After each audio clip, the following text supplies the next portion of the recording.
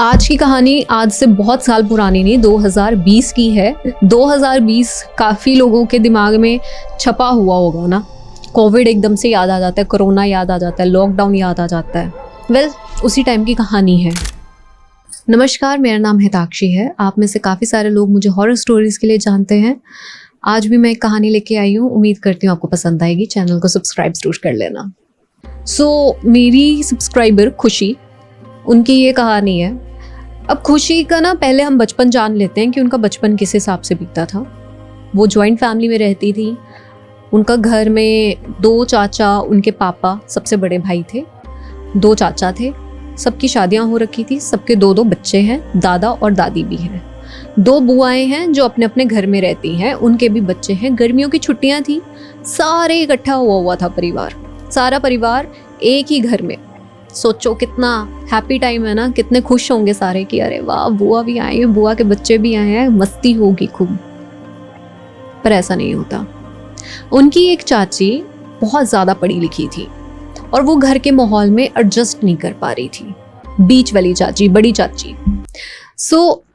बात हुई कुछ इस प्रकार कि उनके चाचा के साथ बहस होती है, अपने पति के साथ बहस होती है। चाचा चाची आपस में लड़ पड़ते हैं और घर में क्योंकि सारे लोग आए थे, वो नेचुरली चाची जी को समझाते हैं, उनको समझाते हैं कि बेटा ऐसा नहीं होता, शादी में थोड़ा सा एडजस्ट करना पड़ता है, ऐसे ऐसे बात है, तुम्हारे 2 बच्चे हैं, ऐसा मत करो, कोई बात नहीं, तुम जो करना चाहती हो वो भी कर लेना, थोड़े से बड़े हो जाएं। तो कहती है कि मेरी भी तो वही ज़िंदगी है, मैं सिर्फ बच्चों की माँ या इनकी पत्नी ही थोड़ी हूँ, आपकी बहू ही थोड़ी हूँ, मेरी खुद की भी ऐसी ज़िंदगी है। तो उसी रात को घर से चली जाती हैं। साथ में ही एक पटरी, जिसको हम रेलवे ट्रैक कहते हैं, वो निकल रहा होता है, वहाँ पर जाकर लेट जाती हैं और अपनी जान दे देती हैं, सुसाइड कर लेती हैं।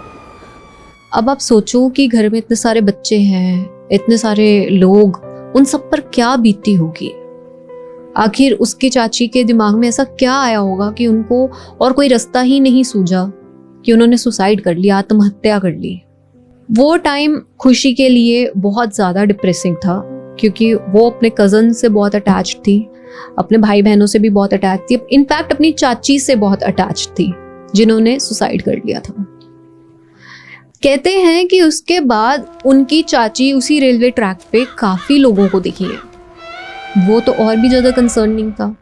घर वाले अक्सर फिर पूजा पाठ, हवन सब करवाते, लेकिन होता है ना कि आप छोटे हैं, 13-14 साल की होंगी खुशी उस टाइम पे, और आप छोटे हैं और उसके बाद आपके दिमाग पे वो चीज़ छप जाती है कि भूत होता है, आत्माएं होती हैं।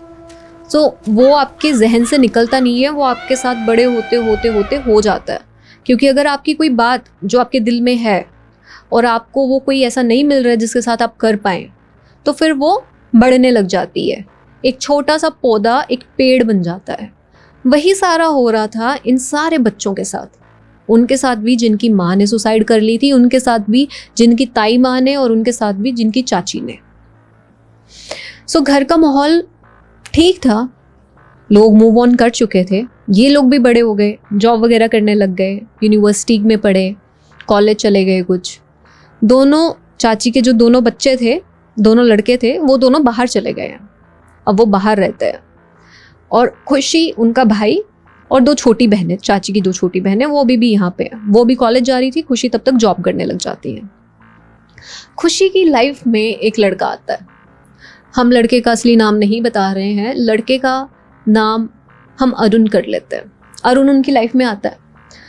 खुशी को लगता है कि यार, जो चीज़ें मेरी लाइफ में मिसिंग थी ये तो बहुत सही है, ये तो वैसा ही है। लेकिन सिचुएशन आ जाती है कोविड की। कोविड में लॉकडाउन लग जाता है, काफ़ी सारे ऑफिसेज बंद हो जाते हैं, वर्क फ्रॉम होम शुरू हो जाता है। उसी ड्यूरेशन में खुशी को थोड़ा थोड़ा ऐसा एहसास होने लग जाता है कि यार, जो हमारे बीच में ऑफिस में थी क्लोजनेस, वो उतनी नहीं है, वो उतना रिस्पॉन्सिव नहीं है, मेरे को मैसेजेस उतने नहीं करता, अब मेरे को कॉल भी अवॉइड कर रहा है, हर टाइम ये उलझा सा रहता है तो ये घर पे ही है, तो ये कर क्या रहा है। ऑफिस की मीटिंग में भी अगर मैं इसको कुछ पूछती हूँ तो ये मेरे को इग्नोर कर देता है। आखिर हुआ क्या एकदम से। अब एक चीज़ है जो आपको पता होनी चाहिए कि खुशी और अरुण रिलेशन में नहीं है, वो सिर्फ एक दूसरे को पसंद करते थे, नज़दीकी दोस्त थे, लेकिन कोई भी चीज़ अभी कंफर्मेशन टाइप्स नहीं थी। आपको होता है ना कि आपको पता है कि आपको सामने वाला भी पसंद करता है, आप भी उसको पसंद करते हो, तो हो जाती हैं वैसे चीज़ें। वैसा नहीं था। खुशी के दिमाग में था कि यार है, पसंद तो करते हैं हम एक दूसरे को, तो लेकिन ये मेरे को अवॉइड क्यों कर रहा है, मुझे समझ ही नहीं आ रहा कि मेरे को अवॉइड क्यों कर रहा है। फिर होता क्या है कि खुशी उसको कन्फ्रंट करने लग जाती है धीरे धीरे कि यार ऐसे नहीं चलेगा, कि ये गलत चीज़ है, तू मेरे को बता, मेरे को हमारा स्टेटस जानना है, हम लोग क्या है एक दूसरे के लिए, ये वो ऐसी चीज़ें। इसको लेके अरुण परेशान हो जाता है और इनकी बिल्कुल ही बातचीत ख़त्म हो जाती है, एक दूसरे को ये ब्लॉक कर देते हैं, Snapchat, Instagram, Facebook, everywhere. Office में भी एक दूसरे को एंटरटेन नहीं करते। अगर कोई ग्रुप प्रोजेक्ट में ये लोग इकट्ठे हो जाएं तो खुशी ही अपना ग्रुप डिफरेंट करवा लेती थी, कहकर कि sorry I can't work with this person, at least मेरे को इधर से दूर रखिए। ये सारी चीज़ें होने लग गई।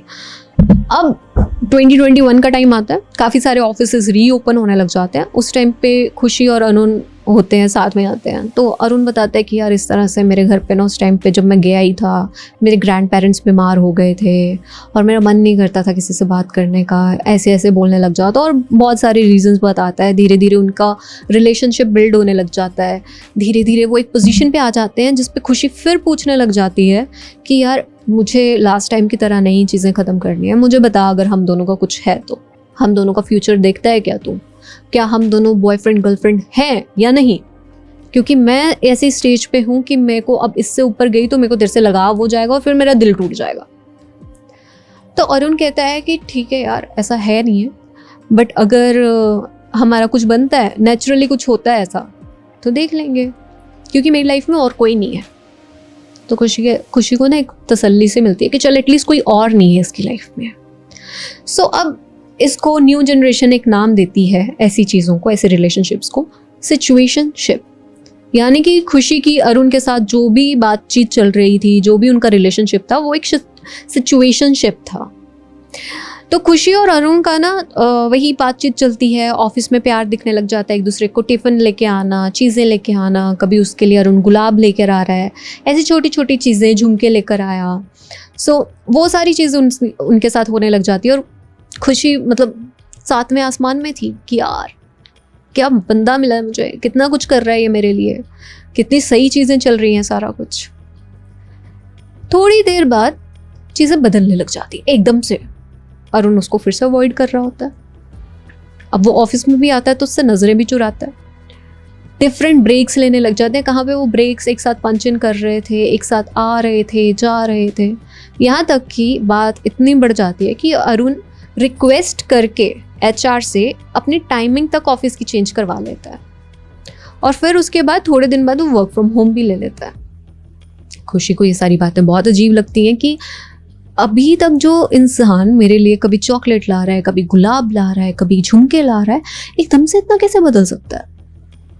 ये क्या हो गया है? मतलब मुझे समझ नहीं आ रहा अवॉइड क्यों कर रहा है। कन्फ्रंट करने की कोशिश करती है तो वो झगड़ने लग जाता है कि यार तू ओवर सोच रही है, ओवर कर रही है, नहीं ऐसा कुछ नहीं है, नहीं मेरे को कोई दिक्कत भी नहीं है, बस मेरे को थोड़ा टाइम चाहिए, थोड़ा स्पेस चाहिए, मैं थोड़ा उलझा हुआ हूँ, करियर को लेके परेशान हूँ। तो अब लड़की के दिमाग में क्या चीज़ आएगी? यही आएगा ना कि कहीं ये मुझे धोखा तो नहीं दे रहा, कहीं इसको मेरे पे कोई ऐसा तो नहीं है, कोई इसकी लाइफ में और आ गई है, इसने टाइम भी चेंज करा लिया है, आखिर क्या हुआ होगा। तभी खुशी को उसकी एक दोस्त मिलती है, स्नेहा और खुशी की बात होने लग जाती है। स्नेहा को वो सारी बात बताती है कि यार इस तरह से मैं बहुत दुखी हूँ, मेरे साथ ऐसा हुआ था, ये 3रा साल है, मैं कैसे करूँ, समझ नहीं आ रहा, ज़िंदगी किस मोड़ पर लाकर मुझे छोड़ देती है हर बार। तो कहती है कि यार एक ना बाबा जी हैं, उनको सिद्धि प्राप्त है, उनके पास चलते हैं, तो बता चलेगी? तो अब क्योंकि इसको कुछ समझ तो आ नहीं रहा है तो कहती है कि चलो चलते हैं। तो खुशी स्नेहा के साथ चल देती है। वो लगभग 1 घंटे का सफ़र तय करके एक जगह पे जाते हैं जहाँ पे उनकी पूरी ऐसे संगत बैठी होती है बाबा जी की। वहाँ पे जाके बैठ जाते हैं, अपनी भारी का इंतज़ार करते हैं, सारे अपनी अपनी दुविधाएं सुना रहे होते हैं। अब खुशी जैसी और कई लड़कियां और लड़के भी बैठे होते हैं जिनकी एक ही प्रॉब्लम होती है कि जी हमारा पार्टनर हमें धोखा दे रहा है, हमारा पार्टनर हमसे बात नहीं करता, या ये हो गया, हमारा ब्रेकअप हो गया, हमारा दिल टूट गया, उसने कहीं और शादी कर ली। मतलब सबकी ही उस एज के एक ही प्रॉब्लम कि हमारा पार्टनर हमारा साथ नहीं दे रहा। तो खुशी कहती है यार इसमें उसका दिमाग काम करते कि यार इसमें मेरे साथ कुछ अलग तो हुआ नहीं है, शायद किस्मत में यही है, शायद भगवान यही चाहता है कि मैं उसके साथ ना रहूं, लेकिन तब तक उसकी बारी आ जाती है, 2-3 लोग रह जाते हैं, तो वो कंफ्यूज हो चुकी है कि मैं इनसे पूछूं कि ना पूछूं। फिर भी वो अब पहुंच जाती है तो वो पूछती है कि ये रही जी उसकी सारी डेट ऑफ बर्थ, और वो टाइम तो मुझे पता नहीं है, पर ये उसका डेट ऑफ बर्थ है, ये उसका स्थान है। तो कहते हैं कि उसकी एक फ़ोटो भी चाहिए, बाबा जी कहते हैं। तो कहते हैं मैं फ़ोटो भी ला दूंगी, आप देख लो, ये ग्रुप में है, वो बोली आप देख लो। तो वो ऐसे करके दिखाती है, वो इतनी क्लियर फ़ोटो नहीं होती है लेकिन वो दिखाती है। सो अरुण की फ़ोटो दिखाती है, बाबा जी देखते हैं, बाबा जी कहते हैं इस पर तो कि इस लड़के के ऊपर कोई गहरा साया मंडरा रहा है। वो थोड़ी देर ऐसे आंखें बंद करते हैं, खुशी का हाथ पकड़ते हैं। उसका हाथ जब पकड़ा होता है उन्होंने ऐसे करके, और वो आंखें बंद करके देख रहे होते हैं और फिर आंखें खोल के कहते हैं इसके ऊपर ऊपरी बला है, इसको तो छुटकारा दिलवाना पड़ेगा। तो कहती है कि नहीं नहीं, वो कुछ ऐसा नहीं करता है कि, मतलब वो सोचती है कि वही फिल्मी चीज़ें हम जैसे सोचते हैं कि हाँ कोई चीज़ होएगी तो वैसे ये रिएक्ट करेगा, दीवारों पे चलने लग जाएगा, बाल घुमाएगा, नोच देगा। लेकिन वो कहते हैं नहीं, इस पे कोई बहुत भारी बला है, मुझे इसकी क्लियर फोटो, इसकी कोई चीज़ अगली बार ला कर देना, अगली बार जब तुम दरबार में आओ तो वो लेकर आना। तो खुशी कहती है ठीक है, लेकिन खुशी का ना अंदर से मन नहीं ऐसा मान रहा होता कि यार मैं क्या, मतलब मैं कौन सी चक्करों में पड़ गई हूँ, बापों के चक्करों में, छोड़ यार इसको, क्या मतलब ऐसे करके। तो ऐसे ही उसके 2 और हफ्ते निकल जाते हैं, वो नहीं जाती है। फिर स्नेहा कहती है हाँ भाई क्या बना तेरा, क्या कहा उन्होंने आगे। तो कहती है यार मैं गई नहीं। कहती क्यों, अरे तुझे ही तो जानना था और उन्होंने तो कितनी बड़ी बात बताई है। कहती नहीं नहीं, वो सही बोलते हैं, जो भी है वो सही है, तू एक बारी करके तो देख, एक बारी कोई चीज़ लेकर तो जा। कहती अब ऐसे तो मेरे पास कोई चीज़ है नहीं उसकी, हाँ उसके दिए हुए गिफ्ट्स हैं। कहती चल वही लेके जाके देख लेते हैं, कुछ तो है, नाम का ही है, कुछ तो है। तो ऐसे करके देखती है, सामान उठाती है और फिर स्नेहा के साथ चली जाती है अगली बार जब उन्होंने बुलाया होता है। जाके बैठते हैं, दिखाते हैं, तो कहते हैं इसके ऊपर कुछ तो है, कोई साया है। वो सामान पकड़ते हैं, देखते हैं, उसका हाथ फिर पकड़ते हैं, फिर उसकी फ़ोटो देखते हैं, फिर ऐसे आंखों में नींद किसी जगह पे पहुंच जाते हैं। और जब आंखें खोलते हैं तो बोलते हैं कोई तो साया है, कोई दुश्मन है जो बर्बाद करना चाहता है, और उसको पता है कि तू भी है, वो तुझे भी साथ में बर्बाद करना चाहता है, इसलिए पहले तुम दोनों का बंटवारा करवा रहे हैं, तुम दोनों को अलग कर रहे हैं। कहता और शक्ति बहुत ही ज़्यादा शक्तिशाली है, कोई जिन जैसी शक्ति है लेकिन जिन नहीं है, कोई तो ऐसा प्रेत है जिसमें बहुत पावर है, बहुत शक्तियाँ हैं, और ये आसानी से नहीं छोड़ेगा इसको, तुझे इसको यहाँ लाना पड़ेगा। तो कहती बाबा जी मैं तो मतलब खुद विश्वास नहीं करती थी, मेरे को तो अब आप पे विश्वास हुआ है, मैं उसको कैसे ले आऊँ, मैं उसको नहीं ला सकती, वो तो मेरे से बात भी नहीं करता। कहता देखते को लाना तो पड़ेगा, इलाज तो तभी संभव है जब मुझे पता चलेगा आखिर इस पे भला है क्या एग्जैक्ट, ऐसे तो मैं कुछ नहीं कर पाऊंगा। तो वो कहती है बाबा जी ये पॉसिबल नहीं है, मतलब मैं ऐसे तो नहीं कर पाऊंगी। तो कहते हैं चल एक काम कर, मैं तेरे को एक पोटली बना के दे रहा हूँ, ये पोटली तूने रखनी है, इसमें कुछ मंत्र यंत्र हैं, इनको तूने उसके साथ छुआना है, उसके सिर पे छुआ के तू ले आ मेरे पास। उसके बाद जब तू जा रही होएगी इसको किसी भी चौराहे पे गिरा जाना है बस।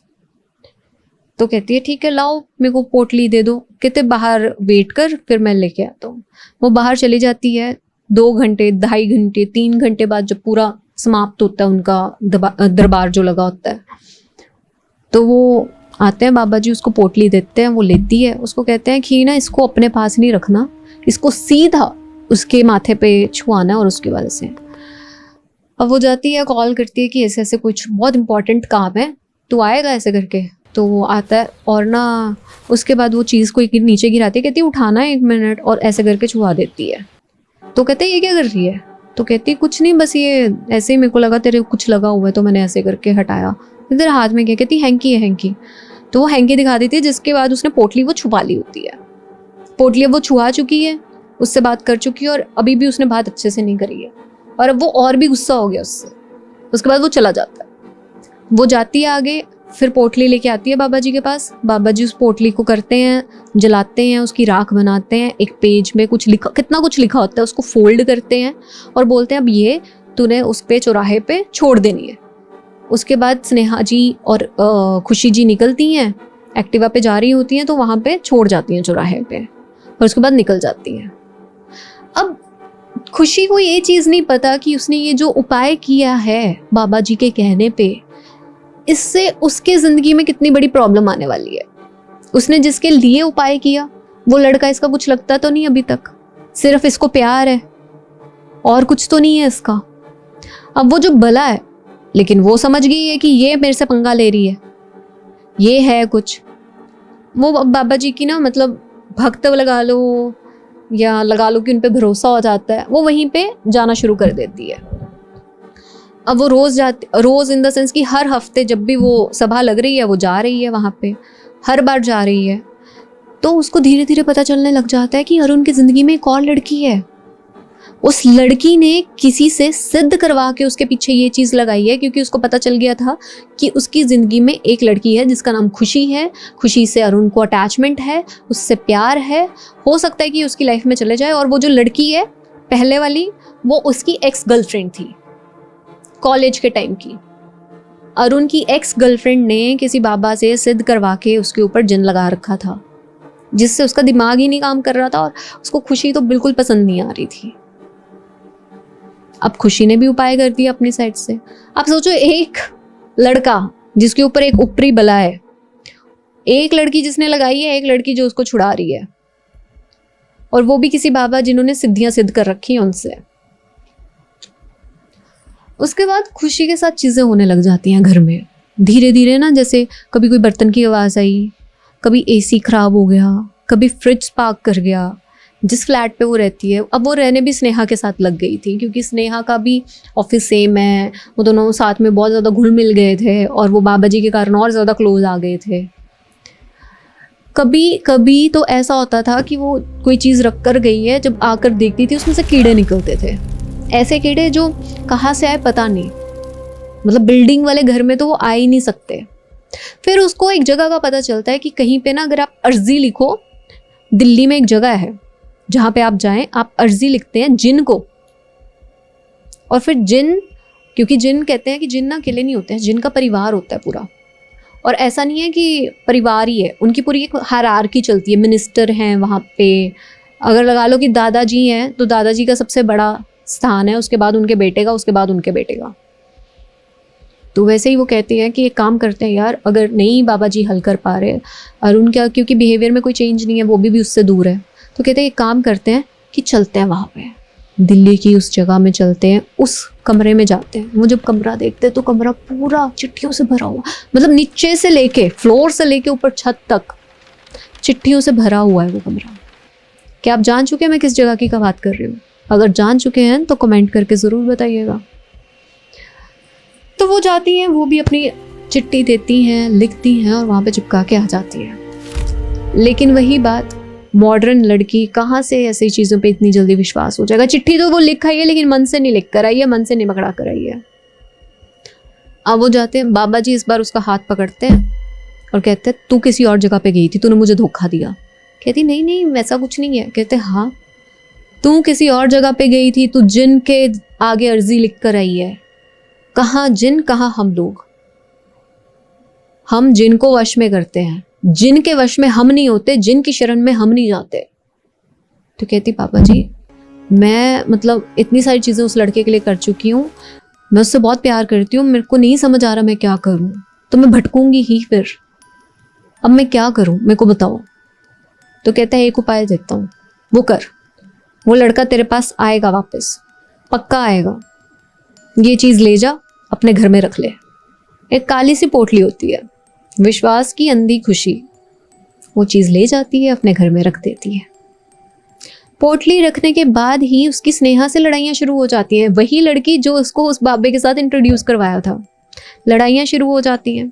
स्नेहा बाथरूम से गिर जाती है, उसका सिर फट जाता है, उसको पट्टी कराने लेकर जाते हैं। तो खुशी वहाँ पर भी उससे लड़ पड़ती है। खुशी को समझ नहीं आ रहा होता और उसको रिग्रेट भी होता है उसके बाद कि यार मैं पागल हूँ क्या, मैं उससे मतलब वो लड़ी, गिरी हुई है, उसके चोट लगी हुई है और मैं लड़ पड़ी फिर से उससे, वो भी इस बात पे कि चीज़ें अरुण और मेरे बीच में सही नहीं है।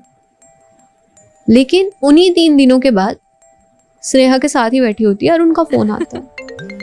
अरुण कहते हैं यार मैं तेरे मिलना चाहता हूँ, कहाँ पे हूँ? तो कहती है कि घर ही आ जा, कि मैं घर पे हूँ। वो घर बुलाती है, दोनों देर रात तक शराब पीते हैं, बात करते हैं और फिर खुशी और अरुण उसके कमरे में चले जाते हैं। The next thing you know, उसके बाद जब वो अगले ही सुबह निकलते हैं तो अरुण जैसे उसको ऐसे फोरहेड पे किस करता है और कहता है कि बाय, हम ऑफिस में मिलेंगे। तो खुशी के दिमाग में वही चीज़ आती है कि यार इससे पूछ लूँ क्या इसकी एक्स गर्लफ्रेंड के बारे में, और उससे रहा नहीं जाता और वो पूछ लेती है। तो वो बैठता है सोफे पे और कहता है हाँ यार खुशी, एक लड़की थी ऐसे ऐसे करके, मैं मिला था उससे, हमारी बात हुई, मुझे ऐसा लगा कि समझ नहीं आ रहा कि मैं तुझे पसंद करता हूँ या उसे, और मुझे लगा कि मुझे तुम दोनों की ज़िंदगी ख़राब नहीं करनी, इसलिए मैं दोनों से ही दूर था, मैं किसी से बात नहीं कर रहा था। लेकिन मैं कंफ्यूज था क्योंकि एक लड़की वो है जो मुझसे बहुत प्यार करती है और एक लड़की तुम हो जिससे मैं प्यार करता हूँ। वही प्यारी प्यारी बातें। और उस टाइम पे जब वो बात कर रहा होता ना, तो उस टाइम पे वो देखती है कि अरुण की आंखें एकदम से ब्लैक से वाइट हुई। जब वो आंखें झपकता है, एक बार आंख झपकता है वाइट, एक बार आंख झपकता है ब्लैक। कितना स्केरी है ना। आप दिन दिहाड़े एक लड़के से बात कर रहे हैं जिससे आप प्यार करते हैं और वो आपको आंखें झपकते ही वाइट कर लेगा, आंखें झपकते ब्लैक कर लेगा। तो वो ऐसे खुशी थोड़ा सा हट जाती है कि अरे यार ये क्या हुआ, समझ नहीं आया मेरे को ये क्या था। तो थोड़ा सा हम बैक पे चलते हैं। याद है जब खुशी की चाची ने सुसाइड कर लिया था, परेशान होकर कि मैं तो बहुत मॉडर्न हूँ, मैं इस फैमिली के लिए बनी नहीं, मेरे सपने पूरे नहीं हो रहे। क्या किसी ने भी उसके घर में से ये सोचा कि आखिर एक बहू जो इतने सालों से हमारे साथ रह रही है, एकदम से ऐसा क्या हुआ कि उसने सुसाइड कर ली? उनके परिवार पे पहले से एक जिन का साया था। उनके परिवार पर किसी ने जिन छोड़ा था और वो किसी और ने नहीं, उनके फूफा ने ही छोड़ा था। उनके फूफा ने उनके ऊपर जिन छोड़ा था जिसकी सारी चीज उस बेचारी अकेली चाची को झेलनी पड़ी और वो मर गई। जब उसको उसके हक की बलि मिल गई तो जिन चला गया। लेकिन जिन अक्सर ऐसे ही साथ नहीं छोड़ देते हैं, वो आपके परिवार में जनरेशन बाय जनरेशन रहते हैं। दादे का लगा हुआ जिन पोते तक को दुखी कर सकता है, समझिए इस बात को। खुशी के ऊपर जो भी चीजें हो रही थी वो उस जिन का ही साया था। आज तक उसका कोई रिलेशन नहीं बना था, वो एक जिन का ही साया था। जब उसने वो अर्जी लिखी दिल्ली वाले उस कमरे में, तब जाकर चीजें थोड़ी बदलने लगी।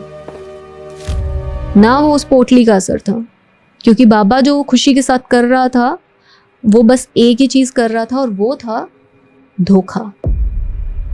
ऐसे बाबा लोग अक्सर आपको काम जल्दी करवाने के चक्कर में अपने चंगुल में फंसाएंगे, आपको अपना सेवक बनाएंगे और काम अक्सर वो अपना ही करा रहे होते हैं। आपकी जिंदगी में आगे जो दुविधा आने वाली होती है वही करवाते हैं। उनके हाथ में, उनके वश में काफ़ी रूहें होती हैं। वो एक रूह को बोलेंगे जा तो इसका ये काम खराब करके आ, तेरे को मैं मांस, मच्छी, मीट, दारू सब दूंगा। और वो जो आपके बाद ना आपको लगेगा कि अच्छा मेरा ये काम तो बाबा जी ने करा दिया था, अरे ये बिगड़ गया, चलो बाबा जी के पास। बाबा जी फिर आपसे माया लेंगे, आपका काम करेंगे, आपसे सेवा भी करवाएंगे, हाजिरियां भी लगवाएंगे और फिर आपके साथ कुछ नुकसान हो जाएगा, आप फिर बाबा जी के पास। ये एक सर्कल है, समझ रहे हैं? एक सर्कल है। तो आखिर ये सारी चीजें मुझे कैसे पता कि जिन चाची के पास लग गया था, फिर उसका साया उनके घर पे है और वो खुशी के पीछे लगा हुआ है? पता है ना, जिन मोहित हो जाते हैं, किसी से भी हो सकते हैं। वैसा ही हो रहा था खुशी के साथ, तभी तो अरुण उसको मिल नहीं रहा था। एक जिन जैसी शक्ति जो उसके ऊपर लगा रखी है, एक वो शक्ति जिसका खुशी को खुद ही अंदाजा नहीं है। और अब तो अरुण पे वो पावर इतनी भारी हो चुकी थी कि उसकी आंखों का रंग कब बदल रहा है उसको पता नहीं है। उसको तो ये भी नहीं पता जो वो शब्द बोल रहा है उसके हैं या किसी और के। यही सब देखते हुए खुशी का दिमाग खराब हो जाता है कि आखिर क्या हुआ ये अभी मेरे साथ। तो वो कहती है कि अरुण तू जा, तू ऑफिस जा, वो उसको भेज देती है, उसको ऑफिस भेजती है। वो बहुत डर गई होती है इस टाइम पे। आज इतने महीनों में ये सारी प्रैक्टिसेस करने के बाद, जिन को चिट्ठियां लिखने के बाद, ना जाने किन किन जगहों पे जाने के बाद, जहाँ से वो सारी नेगेटिविटी लेकर आई है, अब वो अपनी मम्मी को कॉल करती है कि मम्मी ये बात है, 2019 से चल रहा है, आज 2022 होने को आया है, ये सारी चीज़ें हो गई हैं, हाँ बताओ मैं क्या करूँ। तो उसकी मम्मी बोलती है कि तूने ये सारा क्या किया, तू कौन सी जगहों पे चल गई, कौन से जिन से मिल ली, तुझे नहीं पता हमारे घर पे क्या हुआ था? तो कहती नहीं, मुझे किसी ने नहीं बताया। कहते तू बच्ची है, तेरे को नहीं पता कि हमारे घर में क्या हुआ था? तेरी चाची यूं ही नहीं मरी थी, उनको कुछ दिखता था, पागल हो रही थी वो, घर पर बाहर निकलना चाहती थी कि शायद से मैं कुछ और करूंगी। तो इन चीज़ों पे हम विश्वास नहीं करते थे, लेकिन जिन छोड़ा गया था हमारे घर पर, और मुझे लग रहा है कहीं ना कहीं उसी जिन का साया अब भी तेरे ऊपर है। तो अभी घर आ, वापस आ। इस लड़की का घर अब मेरठ में है, यूपी में मेरठ में, और वहाँ पे ऑलरेडी ऐसी ना जाने कितने किस्से और कितनी चीज़ें हैं। वो जाती है घर जाती है, मम्मी के पास बैठती है, उनको सारी कहानी बताती है, डिटेल में बताती है कि ये चिट्ठी में मैंने ऐसे लिखा था, बाबा जी के पास यहाँ गई, ये पोटली छुआई, ये कुछ किया, वो किया। वो कहते दूसरी पोटली कहाँ है जो तेरे को दी थी? वो कहते वो तो अभी भी फ्लैट पे पड़ी है। वो कहते पागल लड़की, तूने क्या कर दिया? जिन जिसको तुम भेंट चढ़ाते हो वो तुम्हें लग जाते हैं, और तूने तो ना जाने कितनों को एक साथ पूज लिया है। अब क्या करेंगे, कैसे करेंगे, निवारण कैसे होगा? फिर महाराष्ट्र के एक मंदिर में उसकी माँ उसको लेके जाती है। उनकी मासी महाराष्ट्र में ही रहती है। उस डिस्ट्रिक्ट में एक बहुत प्रसिद्ध मंदिर था जो इन सारी चीज़ों से निवारण के लिए बनाया गया है। वहाँ पे लेके जाती हैं। स्पेशली वो मंदिर इसलिए है ताकि जिन से छुटकारा मिल पाए। जाती हैं, मिलती हैं, उनको समझाती हैं कि ये सिचुएशन है। वहाँ के पुजारी जी आसानी से समझ जाते हैं कि जिन आज का नहीं, जिन बहुत साल पहले का लगा हुआ है, कम से कम 1 दशक का। और दूसरी जगहों पे ये जो सारी चीज़ें करके आई है वो तो भी इतना कोई असर भी नहीं कर रही, इतनी हावी तो हुई भी नहीं है। सबसे पहले पंडित जी उसके हाथ पे धागा बांधते हैं। वो कहते हैं ये धागा बांधा एक तेरा इससे, और अब जो उसके तू दरगाह पे जा रही थी उसका किया कराया सब कट गया। फिर वो उनके ताबीद बांधते हैं। फिर वो कहते हैं अब जो ये बांधा है इससे तेरा और जो तूने चिट्ठियां लिखी थी उसका नाता तोड़ गया, लेकिन तेरे को पोटली आज भी डिस्कार्ड करनी है, उसको जलाकर चौराहे पे वैसे ही छोड़ना है जैसे पहले किया था। और जो चिट्ठी तू लिख के आई थी वो उतारनी है, उसको भी जलाकर किसी मिट्टी में दफनाना है उसकी राख को। अब तीसरी बात थी जो जिन उस चाची के टाइम से चलता आ रहा है। पूजा में बैठती है, हवन में बैठी हुई है, चल रहा है। कहते हैं मुझे बांध दिया जाता है। मुझे पता है, मेरे को कुछ फील ही नहीं हो रहा क्योंकि मेरे को पता ही नहीं है मेरे साथ कोई चीज़ है, मैं नॉर्मल हूँ। मेरे को बांधा जाता है रस्सियों से, मेरे को रस्सी से बांधते हैं, देखते हैं ऐसे करके बांधा, सारा कुछ किया। मेरे मतलब कुमकुम लगाया, चावलों का ऐसे येलो कलर के चावल थे वो फेंके मेरे ऊपर, गंगा जल फेंका। कहती मतलब I am not feeling anything. उसके बाद ना वो एक कोड़ा होता है वो लेके आते हैं और उससे मारते हैं। कहती मेरे को मार रहे हैं, मेरे निशान पड़ रहे हैं पर मुझे फील नहीं हो रहा, मेरे को मार रहे हैं। फिर उसके बाद ना मैं ट्रांस में चली जाती हूँ, मुझे कुछ समझ नहीं आ रहा, मैं बेहोश हो चुकी हूँ या मैं किसी ट्रांस में, मुझे समझ नहीं आ रहा। लेकिन उसकी माँ उसको बताती है कि तू बहुत ज़्यादा चींकी थी, इतना चींक रही थी कि मेरे को ऐसा हो रहा था हाय मेरी बच्ची, मैं कहाँ पे ले आई। माँ और मासी एक दूसरे के गले लग के रो रहे थे कि हाय हमारी बच्ची, और वो बहुत चीख रही होती है हाँ मुझे बचा लो मम्मा, मेरे को बहुत लग रहा है। माइंड यू जब तक खुशी को होश था उसको कुछ फील नहीं हो रहा था, लेकिन जैसे वो किसी ट्रांस में जाती है तो चीखने चिल्लाने लग जाती है। ये जिन का असर था। जिन अब उस पर बहुत भारी हो चुका है। जिन अब उसकी आवाज़ लेकर उसके शरीर को यूज़ कर रहा है ताकि उसको इस चीज़ से निकाल दिया जाए और वो उसको आगे भी इस्तेमाल कर सके।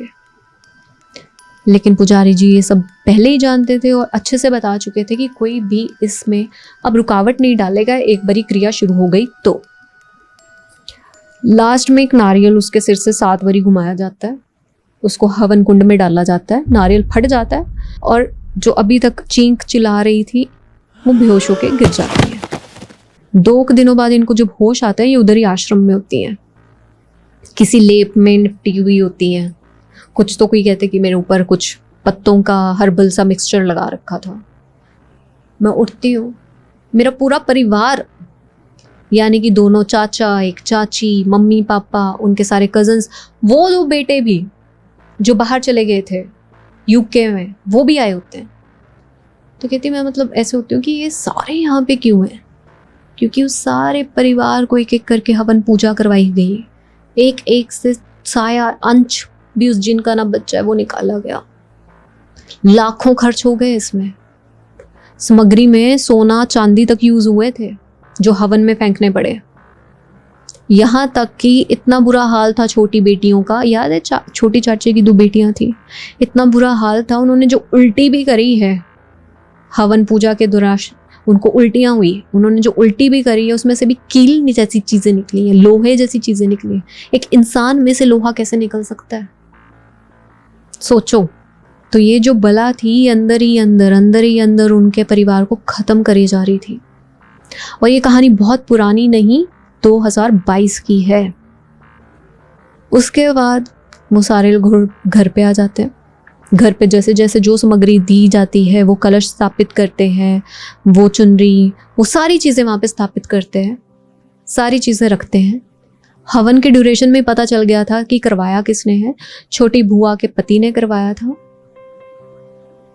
उसको बुलाया जाता है, उसको कन्फ्रंट किया जाता है और उसको हमेशा के लिए नमस्कार बोल दिया जाता है। बुआ से पूछा जाता है कि बिटिया रानी तू घर पे आना चाहती है कि तूने देना अपना पति का साथ? तो कहता है मैं पति के साथ ही रह के खुश हूँ। तो कहते हैं कि बस फिर आज से हमारा कुछ लेना देना नहीं है, हमारी बेटी को बहुत तकलीफ हुई है, हमने एक बेटी को बचाने के चक्कर में दूसरे को गंवाना थोड़ी है।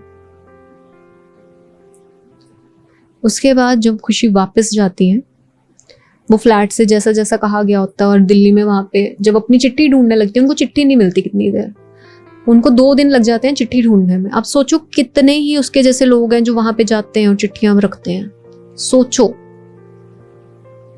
वो फिर अपनी 2 दिन बाद जब उनको चिट्ठी मिलती है वो उसको जलाती हैं, जैसे जैसे बोला गया था वैसे वैसे दफनाती हैं, दूसरी चीज करती हैं। 2026 होने को आया है, वो आज तक हर साल वहां पे जा रही हैं, पूजा अपनी करवा रही हैं, अपने आप को दिखाती हैं कि कहीं कोई चीज तो नहीं। अरुण तो उनकी लाइफ में नहीं रहा, क्योंकि वो इतनी भारी चीज को डील करने के बाद दोबारा से नहीं डील कर सकती थी। कैंसर की तरह उनके बाल झड़ गए थे। कहते मेरे बाल तो इतने घने और लंबे थे, एकदम पतले से बाल रह गए थे मेरे उस पूजा के बाद। सूख गई थी मैं, एकदम पतली हो गई थी, आंखों के आगे काले घेरे आ गए थे। जबकि जब तक मेरे पे वो चीज थी तब तक मुझे कुछ नहीं था, तब तक मैं ठीक थी। लेकिन जैसे ही वो निकली मैं पतली हो गई, कमजोर हो गई, बार बार बीमार पड़ना। ऐसा लग रहा था कि मैं ठीक नहीं हुई हूँ, उल्टा मैं और बीमार हो गई हूँ। वो क्या रहा है, इसलिए उनको आज तक पूजा करवानी पड़ती है। उनके घर में हवन होते हैं हर साल। आप सोचिए कि कोई अपना ही आपके घर को कितना बर्बाद कर सकता है। एक घर के सदस्य की मौत, उसके बच्चों की जिंदगी खराब, उसके पति का हमेशा हमेशा के लिए ये दिल पर रहकर पत्थर रखकर जीना कि मेरे कारण मेरी पत्नी ने सुसाइड कर ली। उसके बाद घर के उन बच्चों के हालात जो वहां पर थे उस टाइम पे। उस बुआ का सोचिए जिसके पति ने उसी के घर पे, उसी के मायके पे ये सारी चीजें करी। ऐसी ही एक और बहुत ही डरावनी कहानी है जिसमें एक भाई ने अपने बहन के घर में सब कुछ किया। अगली कहानी सुनने के लिए चैनल को सब्सक्राइब कर लीजिए। और आज की कहानी आपको कैसी लगी मुझे ज़रूर बताइएगा। और अगर आपको भी ये सारी चीज़ें ऐसी कुछ फील होती हैं तो हमेशा सिद्ध मंदिरों में ही जाइएगा। ऑनलाइन लोगों पे विश्वास मत करिए। बच कर रहिए, अपने परिवार को बचा कर रखिए और भगवान पे भरोसा रखिए। नमस्ते।